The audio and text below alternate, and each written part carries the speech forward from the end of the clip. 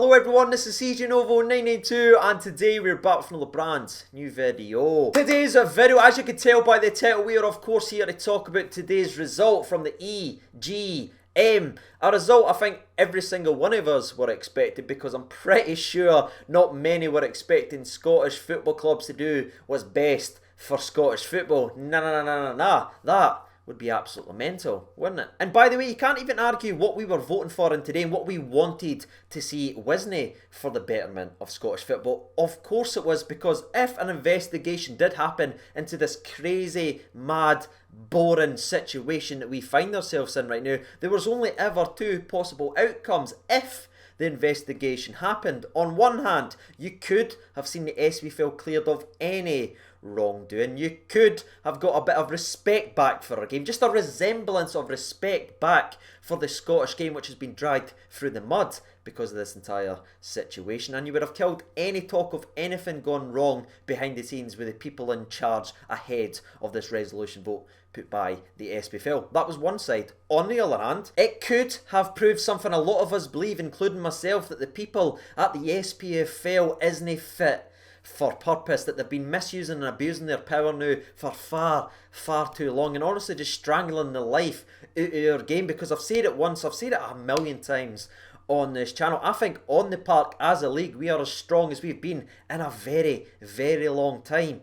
But off the park, we are still got our hands tied behind our back and just utterly tin pot because of those in charge. That's it, lads. That's the only two possible outcomes that would have came from this independent, open investigation. Either the SPFL was cleared and we move forward with them, or they were shown to be what a lot of us believe and we can get rid of them and move forward as a league as well. That was it. And honestly, despite me knowing full well on this channel and speaking about it several times in videos, knowing exactly all this was going to happen, it's still utterly baffling when you just take yourself out from the Scottish football bubble and you ken all the hatred and all the stuff that's in here. If you just take a step back and you just look at that single thing right there, it is utterly baffling that it's had to go all this way for a simple investigation into the SPFL. Why wouldn't clubs for definite want to know if the right people are in charge, especially considering everything that's happened over the last 5 weeks? It's madness, lads. But what's even worse is we all knew the majority of the clubs would reject it, and that probably says more than anything else I'll say in today's video. But before we break down the vote itself and we speak further on that subject, let's just go back to the investigation just very briefly, right? Because I think this right here sums up everything that's been going on with our league, right? We want to do an investigation, right? One of the main pullbacks and one of the main reasons for not wanting to do the investigation is the old moolah. Well, if you caught my last video, Rangers offered to fund the investigation, pay for it, get it done, and this is what the SPFL chairman had to say, Mr. Neil Doncaster. And before I redo it, I would like to point out that I am not making this up. This is what the chairman of our game had to say about Rangers funding for the investigation. There is always dangers when the plaintiff, if you like, is offering to pay for what is meant to be an independent report. It does rather undermine the suggestions that it's going to be an independent report. I think for any report to be truly independent, as the Deloitte one was, as an example, it shouldn't be funded by any one individual or any one club. So let me get this straight. Rangers can't offer to fund for an open, independent investigation into the entire handling of the SPFL's resolution, as that would undermine it. However, the people that's getting investigated can pick its investigator and tell the investigators what they can and can't investigate.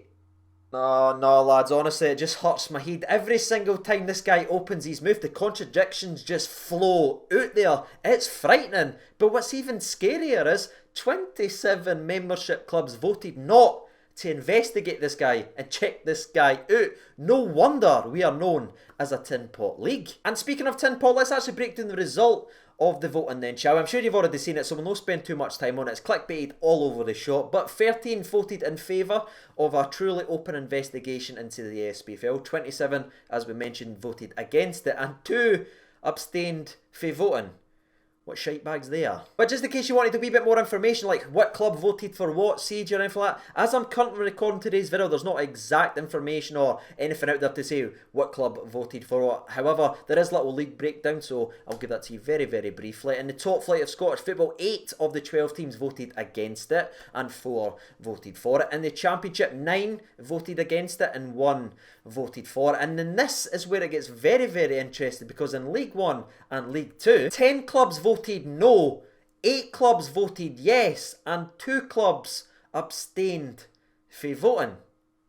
Weird. Speaking of weird, by the way, there's a hell of a lot of people online tonight celebrating the results of this vote as if it was ever in doubt, celebrating, throwing the word titles and everything about, when this vote had absolutely nothing to do with titles.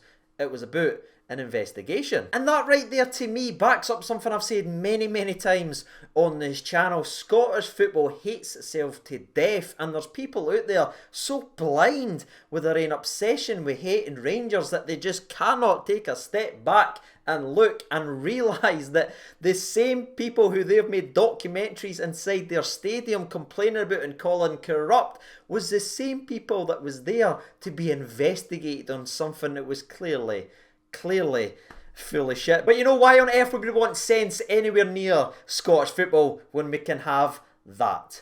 Lads. But anyway, let's move on then, shall we? The SPFL has obviously fired out a statement very quick after the initial results were released, about 10 past 3ish. That's when they sort of came out, and the statement was kind of what you're expecting for someone who obviously just won a victory over being investigated. A lot of, that's the results now, let's move on for the betterment of the game. Quite ironic coming from the ones that's dragging it back. But something I found very, very strange from the statement is just how nonchalant they were about so many people having lost faith in the SPFL. All these clubs that came out, all the people that voted against them, again, it wasn't just Rangers, it wasn't one versus them all, ladies and gentlemen. Not what the media is trying to shove down your throat. There is a certain amount of teams now in our game lost faith in the SPFL, and the fact that they can fire out a statement and think it's perfectly acceptable to lose the faith of so many clubs within our game and just move on is mental. Especially considering the fact that 3 of the top 4 clubs in Scottish football voted